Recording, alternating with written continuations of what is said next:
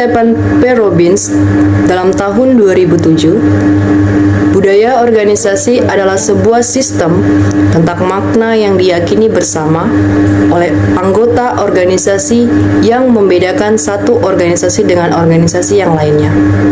Robbins lebih menekankan budaya organisasi sebagai pemberi identitas organisasi. Budaya organisasi dibagi dalam 4 kategori, yaitu 1. Budaya yang dominan. 2. Subbudaya. Bagian atau bentuk mini budaya organisasi yang tampak dalam budaya bagian-bagian dan pemisah geografi. 3. Nilai-nilai inti, yaitu nilai-nilai yang diterima oleh seluruh anggota organisasi. Menurut Bixen dan von Glino pada 2008, budaya organisasi adalah bentuk dasar dari nilai-nilai dan asumsi-asumsi yang dipahami bersama yang mengarahkan perilaku pegawai dalam berpikir dan bertindak. Titik berat penjelasan Bixen dan von Glino adalah pada fungsi budaya organisasi sebagai pengarah perilaku pegawai. Menurut Edgar Schein, dikutip oleh Lutyens, Schein mendeskripsikan budaya organisasi sebagai suatu asumsi dasar yang diciptakan, ditemukan, atau dikembangkan oleh sekelompok orang dalam upaya mengatasi masalah dalam melakukan adaptasi dengan lingkungan eksternal dan integrasi internal. Asumsi dasar tersebut kemudian diajarkan kepada setiap anggota baru organisasi sebagai suatu cara yang benar dalam berpikir dan merasakan dalam berhubungan dengan masalah-masalah tersebut. Pengertian budaya organisasi yang dikemukakan oleh Schein, seperti dikutip oleh Lutyens, memberikan gambaran yang lebih lengkap tentang budaya organisasi dibandingkan dengan pengertian yang disampaikan oleh Stephen P. Robbins, Bixen, dan von Glino. Menurut Schein, budaya organisasi di samping diciptakan dan diyakini sebagai nilai bersama, juga diajarkan kepada anggota baru dari organisasi tersebut. Ada beberapa karakteristik budaya organisasi yang dapat dikemukakan, yaitu sebagai berikut. 1. Adanya keteraturan perilaku yang dapat diamati. 2. Norma-norma yang digunakan sebagai standar perilaku dalam organisasi. 3. Nilai-nilai dominan. 4. Filosofi organisasi. 5. Aturan-aturan. 6. Iklim organisasi. Bagan tingkatan budaya. Bagan tingkatan budaya dibagi menjadi 2, yaitu nampak dan tidak nampak. Contoh dari nampak adalah artifacts yang meliputi proses dan struktur organisasi, cerita, upacara, dan bahasa. Sedangkan yang tidak nampak contohnya adalah expos velus yang meliputi strategi, tujuan, filosofi, dan basic underlying assumption yang meliputi keyakinan yang diterima begitu saja, persepsi, pikiran, dan rasa. Menurut Schein, artifacts yang nampak di permukaan pada hakikatnya adalah pencerminan dari expos velus dan basic assumption yang tidak nampak di permukaan. Artifacts biasanya meliputi lingkungan fisik, bahasa, teknologi, desain artistik, logo, dan seragam. Pada umumnya, budaya organisasi dikembangkan dari interaksi faktor-faktor sebagai berikut. Yang pertama yaitu ada karakteristik personal dan profesional dari orang-orang yang ada dalam organisasi. Yang kedua, yaitu ada etika organisasi. Dan yang ketiga, ada fasilitas dan hak-hak istimewa atau property rights yang diberikan organisasi kepada pegawai. Dan yang keempat, yaitu ada struktur organisasi. Sumber pembentuk utama budaya organisasi adalah para pendiri organisasi. Nilai dan pandangan para pendiri organisasi amat mewarnai perkembangan organisasi pada masa-masa berikutnya. Para pendiri akan merekrut orang yang memiliki nilai dan pandangan yang sama dengannya.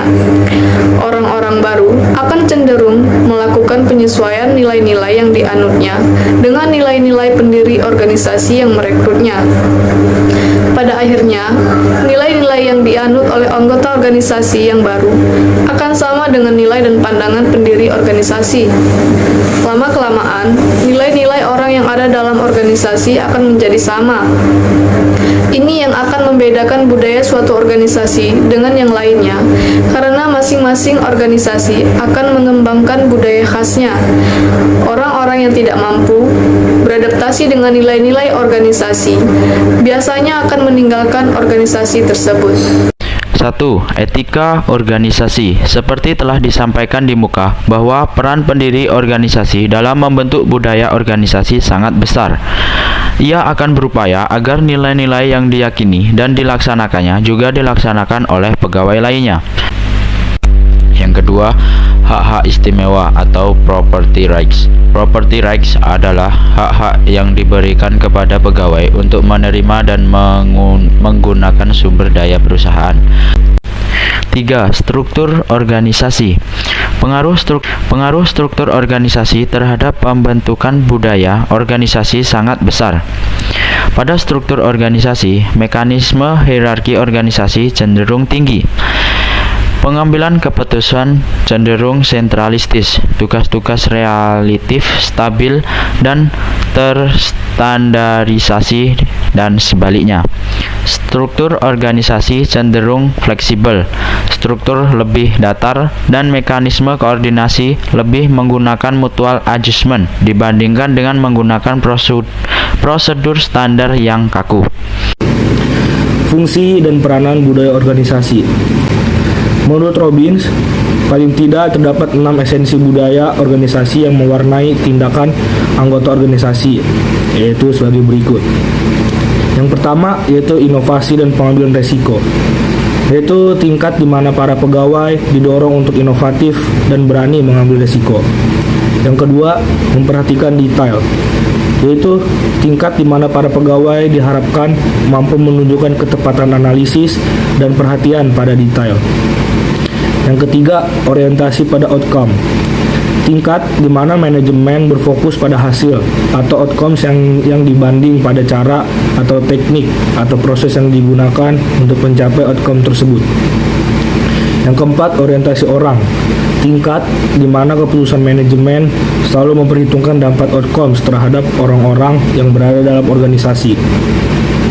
5. Orientasi tim, yaitu tingkat di mana aktivitas pekerjaan diorganisasikan pada tim dibandingkan dengan individu. Yang terakhir yaitu keenam, keagresifan, tingkat di mana orang-orang menjadi agresif dan kompetitif. Robin mengidentifikasikan 5 fungsi budaya organisasi, yaitu sebagai berikut. Yang pertama, budaya organisasi memiliki peranan sebagai penanda atau pemberi batas organisasi. Setiap organisasi akan mengembangkan nilai-nilai inti. Yang kedua, bagi organisasi, budaya berfungsi untuk menyampaikan perasaan sebuah identitas dari seluruh anggota organisasi. Simbol atau perilaku yang ditampakkan oleh anggota organisasi, jika kita simak secara mendalam, suatu pesan tentang identitas atau nilai yang dianut oleh organisasi.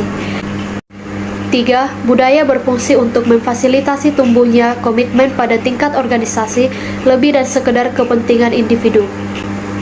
4. Budaya organisasi akan memperkuat stabilitas sistem sosial. Organisasi yang efektif adalah sistem organisasi yang memiliki sistem sosial yang stabil, gejolaknya masih bisa dikelola oleh manajer. 5. Budaya organisasi bertindak sebagai mekanisme pembentukan rasa pengendalian yang akan memandu dan membentuk sikap dan perilaku para pegawai. B. Cara-cara menciptakan dan memelihara budaya organisasi. 1. Simbol-simbol. Simbol adalah bentuk-bentuk yang memiliki makna tertentu bagi kalangan tertentu. Contohnya, setiap pemerintah daerah umumnya memiliki simbol yang melambangkan nilai-nilai dasar pemerintahan yang bersangkutan. 2. Slogan-slogan, yaitu frasa yang digunakan untuk menyampaikan budaya organisasi. 3. Cerita. Perusahaan atau pemerintahan biasanya memiliki kisah-kisah yang mampu menumbuhkan dan memperkuat serta menimbulkan kebanggaan bagi setiap pegawai. Sosialisasi dan strategi perubahan budaya organisasi. Richard Pascal, seperti dikutip oleh Lutyens, menjelaskan tahap-tahap sosialisasi sebagai berikut. Yang pertama, yaitu ada seleksi masuk. Seleksi calon pegawai merupakan upaya awal untuk menyaring calon yang sesuai dengan budaya organisasi. Yang kedua, yaitu penempatan kerja. Pada banyak perusahaan atau instansi terdapat status yang disebut calon. Ada status calon pegawai negeri sipil, ada status calon wartawan, ada yang memberikan status pegawai dalam masa percobaan. Dan yang ketiga, yaitu ada penguasaan pekerjaan. Jika tahap penempatan kerja sudah selesai, tahap selanjutnya adalah membuat para pegawai baru mampu menguasai pekerjaan barunya. Para pegawai baru akan diberikan pengalaman lapangan dan pelatihan yang intensif. 4. Mengukur kinerja dan memberikan imbalan. Yang kelima, loyalitas pada nilai-nilai utama. Yang keenam, penguatan melalui cerita. Yang ketujuh, pengakuan dan promosi. B. Strategi dan budaya organisasi. Budaya organisasi adalah sesuatu yang dinamis. Budaya organisasi merupakan sesuatu yang dapat diubah dan disesuaikan dengan strategi organisasi. 1. Budaya kewirausahaan atau adaptif. Budaya adaptif dicirikan oleh adanya perhatian organisasi pada faktor-faktor eksternal organisasi dengan meningkatkan fleksibilitas dan kemampuannya memenuhi tuntutan masyarakat. 2. Budaya misi. Jika organisasi Anda memiliki tujuan khusus untuk kelompok masyarakat tertentu, maka budaya misi ini cocok untuk dikembangkan. Budaya ini dicirikan oleh adanya tujuan, misi, dan visi organisasi yang jelas dan terukur. 3. Budaya klan.